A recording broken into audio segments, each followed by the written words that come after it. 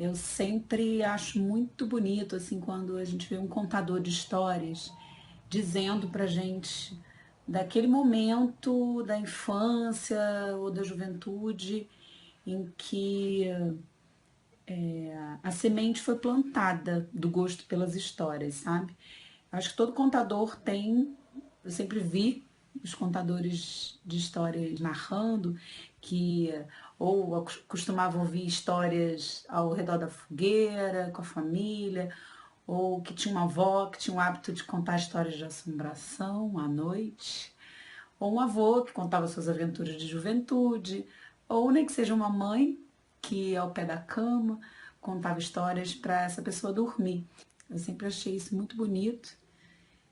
Mas quando eu pensava em mim, todas as oficinas que eu fazia de contação de histórias tinha esse momento, ou tinha alguma fala desse tipo, e eu sempre pensava em mim, onde que veio, de onde que veio esse gosto pelas histórias, onde foi plantada essa sementinha na minha história. E eu tinha uma dificuldade enorme de lembrar. Enfim, a única lembrança que eu tenho assim de alguém, uma pessoa contando histórias, não era bem isso.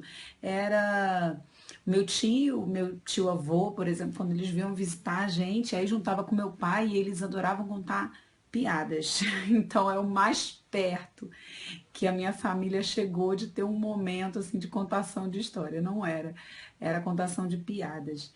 E para piorar, eu não lembro nenhuma piada. Então, assim, não foi algo que me marcou, mas não, eu acho que é o que chegou mais perto de um momento afetivo de compartilhar histórias, que as piadas não deixam de ser histórias.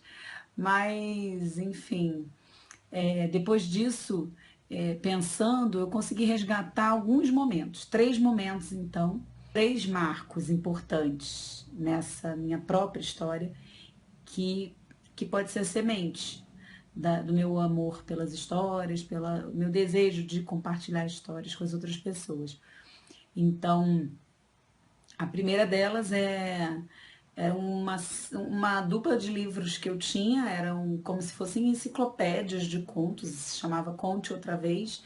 Tinham dois volumes e lá tinham várias histórias. Eu lembro de eu não me interessar muito pela leitura delas por serem textos muito longos, mas eu lembro de pegar aquele livro e folhear, folhear, e brincar com eles e inventar minhas próprias histórias a partir das ilustrações, ler um pedacinho ou outro.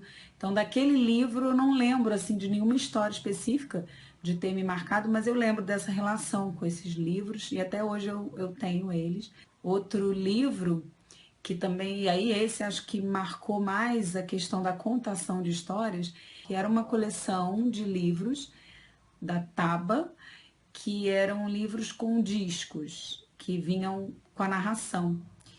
E tinha as vozes dos bichos, dos animais. Eu lembro que a gente tinha dois desses livrinhos apenas, mas um deles me marcou muito e até pouco tempo atrás eu comprei ele pela internet, porque eu acho que é um marco. Foi, acho que ali, a sementinha principal foi esse livro, porque era um livro com a história do jacaré que comeu à noite.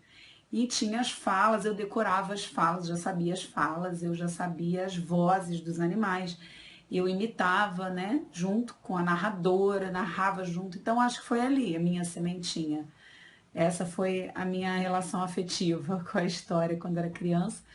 E depois, mais tarde, já mais velho um pouco, tinha o programa Rá-Tim-Bum. Ainda não era o Castelo Rá-Tim-Bum, era o Rá-Tim-Bum, que vinha junto com o Gloob Gloob.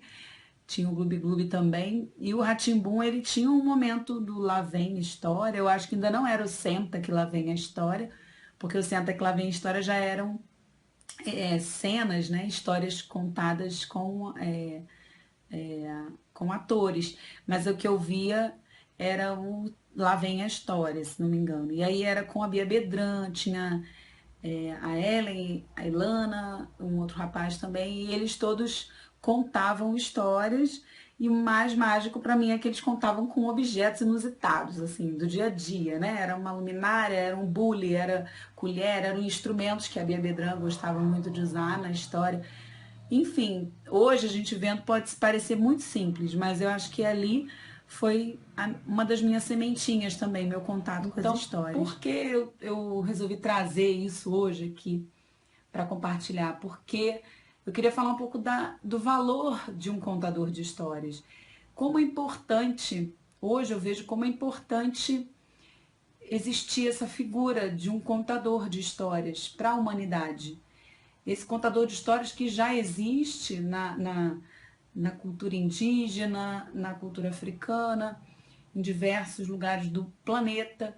Esse contador de histórias, essa figura, né, da pessoa que detém esse conhecimento, essa sabedoria toda através de histórias e passa adiante, é uma figura muito importante e de peso dentro dessas culturas e que tem funções outras também. As histórias não são só para divertimento, elas são realmente muitas vezes remédios, são soluções, são respostas para questões humanas.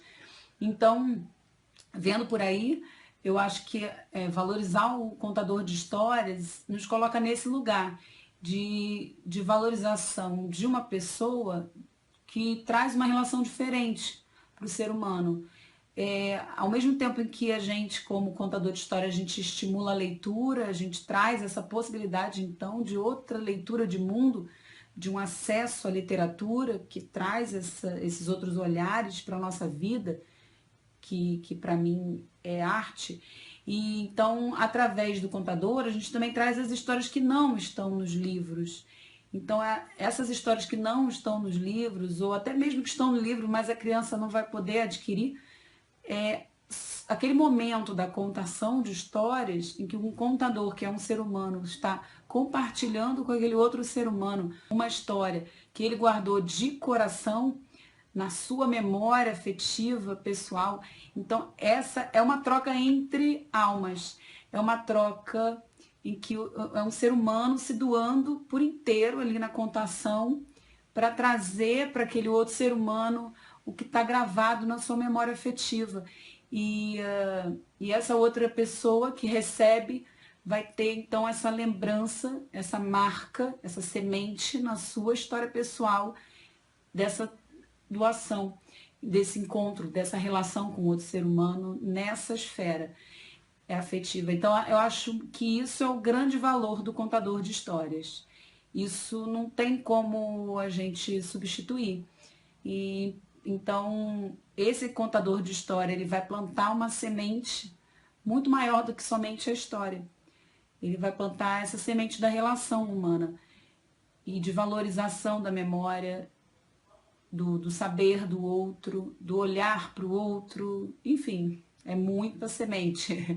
E então eu acho que o fruto lá na frente não são vários contadores de histórias, nem todos vão se tornar contadores de histórias no futuro, mas com certeza a sua vida vai ter essa semente gerando frutos lá na frente, nem que seja de encontro com essa relação humana, com esse respeito, com essa sabedoria. Isso tudo vai estar na vida dessa pessoa para todo sempre. Então, esse é o fruto que a gente colhe no futuro através do trabalho de um contador de histórias.